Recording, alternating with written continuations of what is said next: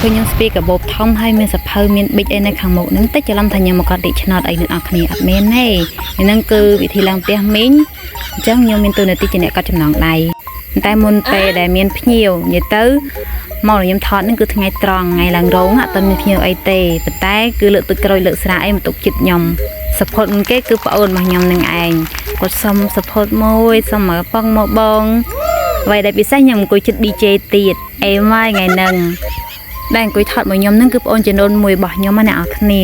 នឹងថ្ងៃគាត់ចង់ដឹងថាគាត់ចំណងដៃនឹងអីគេគាត់បជីនឹងអីគេគេចង់មើលដែរគេចង់រៀនចង់គាត់ចង់ធ្វើតាមខ្ញុំអញ្ចឹងណាអ្នកនរគ្នាអញ្ចឹងក៏ខ្ញុំប្រាប់ប្អូនថាបើចង់ដឹងថាគេធ្វើមិនអង្គុយមើលបងនឹងថ្ងៃក្រោយទៅមកគាត់ចំណងដៃជំនួសបងម្ដងកំពុងតែអង្គុយថតមេប្អូនហ្នឹងស្រាប់តែមានភ្ញៀវម្នាក់ហ្នឹងគាត់មកចង់ដៃមុនគេហើយអញ្ចឹងគឺខ្ញុំត្រូវចាប់ផ្ដើមគាត់ចំណងដៃបដាហើយនិយាយទៅគឺចាប់ផ្ដើមរវល់ចាប់ពីពេលហ្នឹងទៅនឹងគឺវីដេអូថតក្រោយគេអ្នកនរគ្នាបងដែលនៅចិត្តខ្ញុំហ្នឹងគឺគាត់មានតួនាទីជាអ្នកច្រកទឹកក្រូចហើយនឹងជាអ្នកច្រកស្រា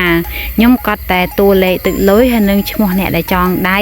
បន្ទាប់មកក៏ខ្ញុំហុចចុងស្លឹកនឹងទៅអ្នកដែលចងដៃដើម្បីឲ្យគាត់ទៅទទួលសាច់ឬក៏ម្ហូបនៅខាងចុងភៅនិយាយទៅថ្ងៃហ្នឹងថ្ងៃឡើងរោងអញ្ចឹងច្បាស់ជាមានអ្នកមកចងស្រាក់អីនៅតាមស្រុកស្រែគេមានចងស្រាក់គេមានឡើងតុកនៅថ្ងៃឡើងរោងគឺនឹងមានភ្ញៀវមកចងស្រាក់និយាយទៅគឺគាត់មកអត់មកញ៉ាំនៅនឹងកន្លែងទេគឺគាត់មកឲ្យយកម្ហូបយកសាច់ត្រឡប់ទៅផ្ទះវិញនឹងគេហៅចងស្រាក់បើសិនជាអ្នកខ្លះគេហៅស៊ីលៀតគេហៅតាមតំបន់អញ្ចឹងណាអ្នកនរគ្នាតែថ្ងៃស្អែកបានថ្ងៃឡើងតុថ្ងៃដែលយើងញ៉ាំម្ហូបអាហារនៅក្នុងរោងរៀបចំកម្មវិធីអីហ្នឹងដែលមានម្ហូបអាហារច្រើនមុខមានស្រាមានទឹកក្រូចអីចឹងជាដើម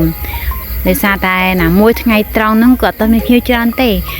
យូមានមួយអញ្ចឹងឯណាចឹងគេថាមានពេលឆ្លៀតថត selfie អីមួយប្អូនណាបងខ្ញុំហ្នឹងឃើញกระดาษភៅអត់បានទេចេះតែចង់សុំហែកយកទៅកត់លេខឬក៏បាត់ធ្វើនេះធ្វើនោះតែខ្ញុំអត់ឲ្យទេខ្ញុំគ្រប់ទុកសិនខ្លាចកាត់ហែកយកប៉ាឈ្មោះដែលមានភ្ញៀវចង់ដៃអីហ្នឹងសួយបដ ாய் នៅពេលតនេអញ្ចឹងគឺខ្ញុំហែកกระดาษដើម្បីត្រៀមកត់តួលេខអ្នកដែលមកចង់ដៃតទៀតដើម្បីកុំឲ្យស្ទះខ្លាចពេលភ្ញៀវច្រើនអីមកទៅគឺយើងខ្លាចអត់តន់និយាយទៅមិនច្រើនអីទេអ្នកគ្នាគឺថាខ្លាចដល់ពេលដែរពេលតែមួយឲ្យភ្ញៀវមក 4-5 នាក់អីចឹងណាមួយនៅនឹងមានភ្ញៀវតិចដែរខ្លាចលោស្ទះអញ្ចឹងមានតែសេរីរៀបឲ្យហើយនិយាយទៅសុទ្ធស្វាញណាអ្នកគ្នាអើយធ្វើដោយខ្លួនឯងនឹងម្ចាស់កម្មវិធីចឹងតែតាមពិតមែនទេគ្រាន់តែអ្នកក៏ចំណងដៃនៅតាមស្រុកស្រែអញ្ចឹងគឺមិនមានថាមនុស្សអ៊ូអច្រើនអីទេគ្រាន់តែថាគឺបងប្អូនអ្នកនៅក្នុងភូមិនឹងឯងមកចូលរួមក្នុងកម្មវិធីនឹងអញ្ចឹងគឺយើងត្រូវរៀបចំធ្វើម៉េចកុំឲ្យមានការស្ទះឬក៏ខ្វះខាតអាចថាវាមានបរិមាណតិចតួចដែលយើងអាចរៀបចំសេរីបានឥឡូវនៅតែពីអ្នកប្អូនហើយកំពុងបរៀនប្អូនឲ្យចេះសរសេរ